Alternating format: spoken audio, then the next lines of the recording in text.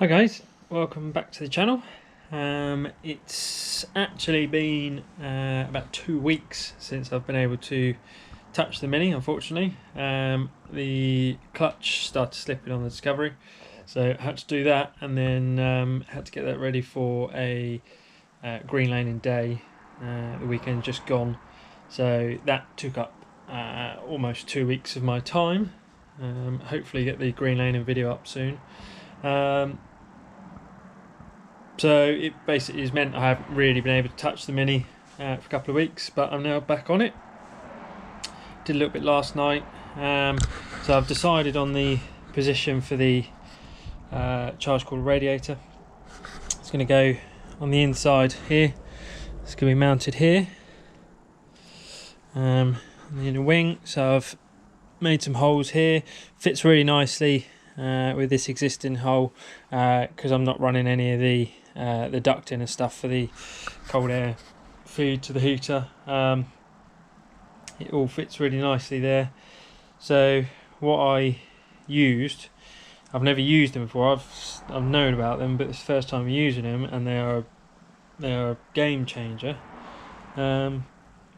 Is these die hole punches, dies as I guess. So really easy to use, and yeah, really easy to use. All you have to do is drill a pilot hole in the centre of where you want your hole to be, but that doesn't have to be very neat or anything like that, because you've got these two parts here. That goes on one side of the hole, that goes on the other. You put them together, do them up. As they do up, punches a hole. Simple as that. So you end up being left with really nice, neat holes. You know, I've been around and just deburred these, so they're not sharp or anything. But they're really nice, neat holes. You're not putting excess pressure on there, because you know, with a hole saw you're forcing it to try and get them through. Hole saws never cut that nicely. No matter how good a hole saw you've got, they never really cut that nicely. And it's just so easy. Like you sort of seconds per hole. It's and they're just really neat, really nice. So I'll definitely be using them again. So what I'm going to do today, not a huge amount I can do today, but I'm going to swage these holes. So just give them a bit of reinforcement, like this original one's already got some an amount of swaging, albeit not all the way around. So going to swage these holes just to give it, I mean, it's, you know, it's fairly strong anyway, but it all just helps. And then what I'm going to do is, the other side of the rad has got threads on it for because you can mount the fans on either side. So I'm going to use this. I'm going to make a plate for this with the holes in here so the airflow goes through still, and then just angle these side bits and put some riv nuts in here, and then it would just bolt on like that, and that's how it would be held on. It was really tricky trying to figure out somewhere for it where it can get airflow. You know, it doesn't need to be, I don't want it to be direct airflow necessarily, as I said earlier, but it still needs, you know, almost unrestricted airflow. But for it not to blow onto the hot air onto the carb, because obviously that's bad. Because my carb's being here, the obvious place for it was here, but then you're blowing hot air right in this area here where the carb's going to sit, which just doesn't make any sense at all. It's also very vulnerable there. So I decided here fits nicely, it's out of the way of that. I can still get to all this down here if I need to. So it sits really nicely in there, and all I'm going to do on the outside, just as a bit of added protection for it, is just make a bit of a shield somewhere along here, you know, just to try and protect it, because any spray and stones and stuff is going to be going up and over the top. So just trying to protect it from all the debris and stuff from the wheel, really. But as you start, fitting things to a mini engine bay, you soon start to realise there's not really a lot of room. So I've figured out my coolant tank is going to go here on this side. My washer bottle is going to go on this side. It'll go quite nicely there. Various pipe work's going to go out. I'm going to try. I need to wait until the expansion tank, or the coolant tank is here. I might try and fit the pump underneath it. Depends how much space I've got. But if not, then the pump will be mounted somewhere down here. Just trying to get it in a place where I haven't got to do tight bends or anything with the pipe work. I've got the slight bonus of that, because the pipes on this are 20mm and all the rest of the system is 16. I've got some 90-degree reducers, so it means I come straight out and into 90. So that's going to help quite a bit, I think. So yeah, so that's the plan. Apparently my Supercharged kit should be being shipped this week, which is exciting. So in the next couple of weeks I should receive that, which will be brilliant, because then I can start mocking stuff up. Hoping to this week, may end up dragging into next week, finish off the cylinder head. I've enlarged one of the chambers, and I'm basically it's a slightly long process with the first one, because you have to take a bit out, then recheck the CC, take a bit out, recheck the CC.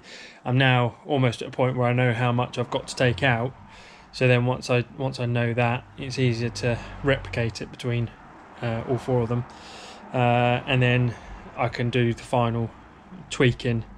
Obviously it just takes a little bit of time, but it's yeah, that's still progressing. So I'm hoping to try and get that done this week. That would be nice, because I can then, once that's done, I can give the head a quick skim and put all the valves back in, and then get the head back on. I've got the head gasket and everything like that now, so I can get the head back on and get the basic engine back together, which will be nice, ready for the supercharger. Because then I've got to work out all the inlet plenum and carb mounting and all that lot. So it'd be nice to try and get as much of this done as I can before that turns up. Yeah, so I'll get on to trying to swage these holes. Haven't quite got the right size swage tools, but they're pretty close, so I'm hoping they're close enough they're going to work. If they don't, then they don't. It's not the end of the world, but as I've got access to tools, I thought I'd try it. So yeah, I'll get into this then. So the way these swaging tools work is basically the same way that the hole dies work. You've got a former there and a receiver, I guess, there. So you want to make sure you get these right around as to what way you want the swage to go. So I want the swaging to come out this way. So that goes through there like that. Perfect. That goes on there like that. And then you just do it up and keep doing it up, basically.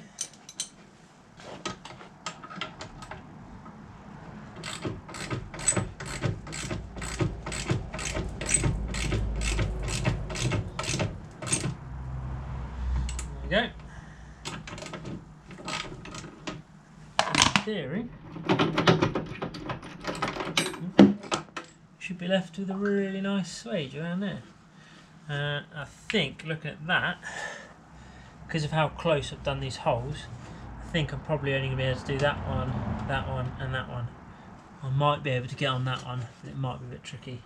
So that one I won't be able to swage, just because it's too close to this one, which isn't a problem.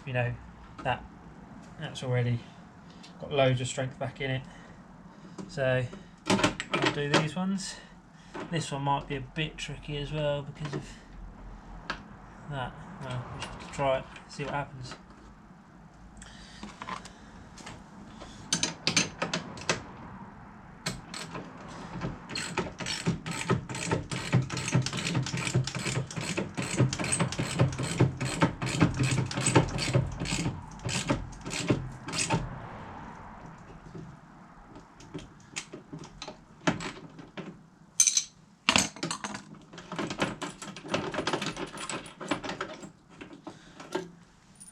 Oh, that actually worked okay. Yep, that's worked nicely. So, last one at the bottom, which is this size, and then I'll have a go at doing the one at the bottom, but there might not be enough room. We'll have to see.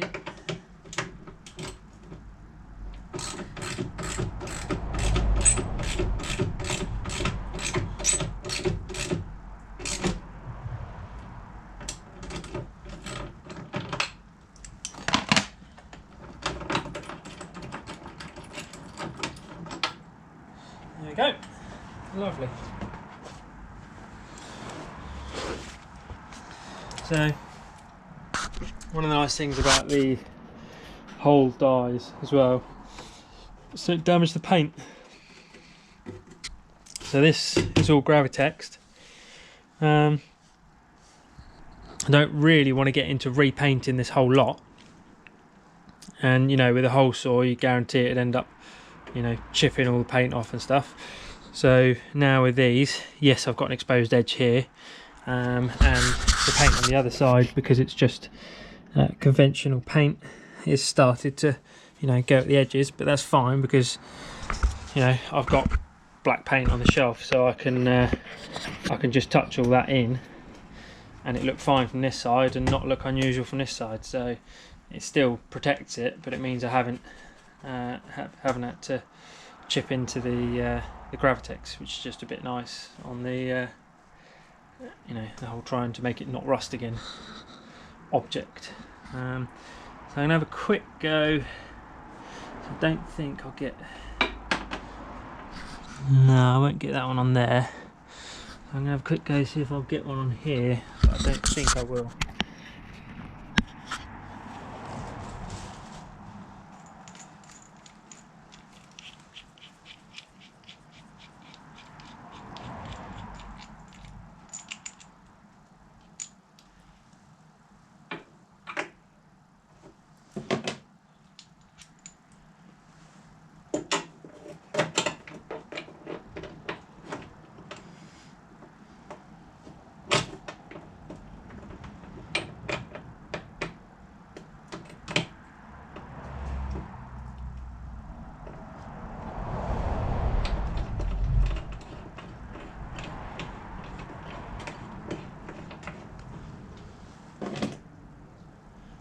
Might just work.